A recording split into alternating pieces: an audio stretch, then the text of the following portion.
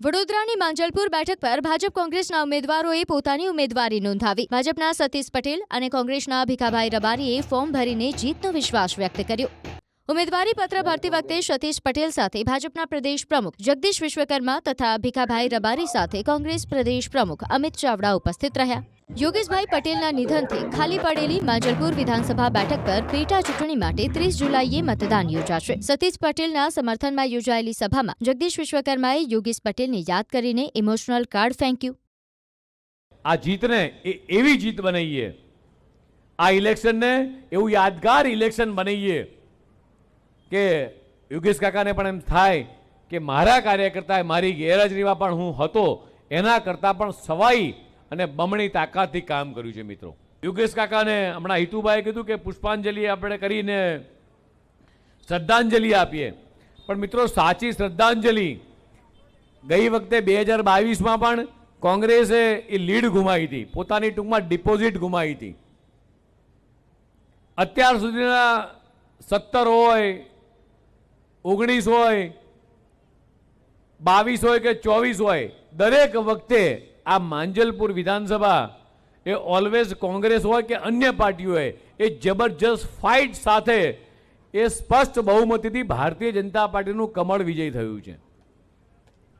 જે રીતે હમણાં 26માં સ્થાનિક સ્વરાજની અંદર આપણે વિજય મેળવ્યો, એવી જ રીતે 22માં હું જોતો હતો કે કોંગ્રેસને એ માત્ર 12% વોટ મળ્યા છે।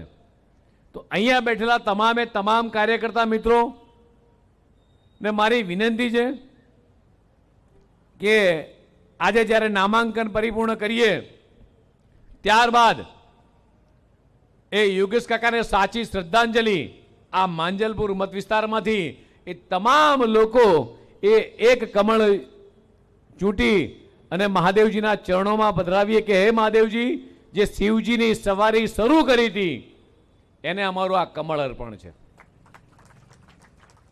વિજય નિશ્ચિત છે, વિજય નિશ્ચિત છે, પણ લીડ અને મતદાન એ યોગેશ કાકાને શોભે એવું થવું જોઈએ। લોકોનો અવાજ દબાવવાનો પ્રયત્ન થાય।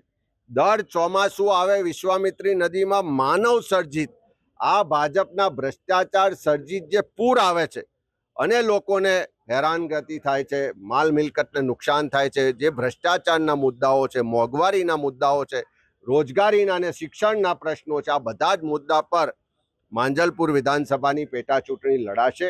એક એક ઘેર જઈશું, એક એક મતદાનને મળીશું અને આ વડોદરા વાસીઓ આખા ગુજરાત અને દેશને આવનારા દિવસોમાં સંદેશ આપશે કે આ માંજલપુરની સીટ પર કોંગ્રેસને આશીર્વાદ આપીને ભારતીય જનતા પાર્ટીનું જે ભ્રષ્ટ શાસન છે એને 2027માં જાકારો મળવાનો છે।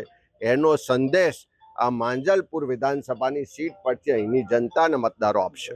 30 તારીખ સુધી એક એક બૂથ પર શક્તિ કેન્દ્રના સંયોજકોને અને એક એક નેતાને પણ એક જ બૂથની જવાબદારી આપી છે। એટલે મને 100% સંપૂર્ણ વિશ્વાસ છે કે પેટા ચૂંટણીની અંદર મતદારોને મતદાન સુધી લઈ જવા માટે પણ તમે જે મહેનત કરવાના છો એ મહેનત તમારી એડે નહીં જાય અને તમે મતદારોને મતદાન પેટીમાં મિત્રો મત અપાવી અને આપણા યોગેશભાઈ પટેલને સાચી શ્રદ્ધાંજલિ આપીશું। મને એ બધી આ ઉત્સાહ બતાવે છે, એનું પરિણામ હું આવવાનું છે ખબર જ છે બધાને। એટલે હું કોઈની ટીકા કરવા માગતો નથી। મેં શું કર્યું છે હું કરવા માગું, કોઈની ટીકામાં પડતો નથી। પણ જે વહીવટી તંત્ર જે ચાલી રહ્યું છે, જે દશા કરી છે આ વડોદરા શહેરની કે ગુજરાતની, એની અંદર પ્રજાનો અવાજ બનીને હું લડવા માગું છું। પ્રજાને વિનંતી કરવાનું છું કે આ એરિયાની અંદર જ્યાં ચૂંટણી થઈ રહી છે ત્યાં હું ધારાસભ્ય હતો, કોર્પોરેટર હતો, બરોડા ડાયરેક્ટર હતો, એમએસ સેનેટ સભ્ય હતો, આ બધું મેં ભોગવી ચૂકેલો છે, એનો લાભે આપેલો છે। હવે વિનંતી કરું છું કે તમે મને અનુભવી ચૂક્યા છો, હવે મને તક આપો જેથી કરીને આ લોકો સામે હું લડી શકું, તમારા માટે લડી શકું। માંજલપુર વિધાનસભા બેઠક 2008ના સીમાંકન બાદ અસ્તિત્વમાં આવી। અત્યાર સુધીની ત્રણેય ચૂંટણીમાં ભાજપની જીત થઈ છે। 2022માં યોગેશ પટેલે અહીં 1 લાખ કરતાં વધુ લીડથી જીત મેળવી હતી। કોંગ્રેસ ઉમેદવારને માત્ર 13% જેટલા જ મત મળ્યા હતા। એવામાં પેટા ચૂંટણી પર સૌની મીટ મંડાયેલી છે।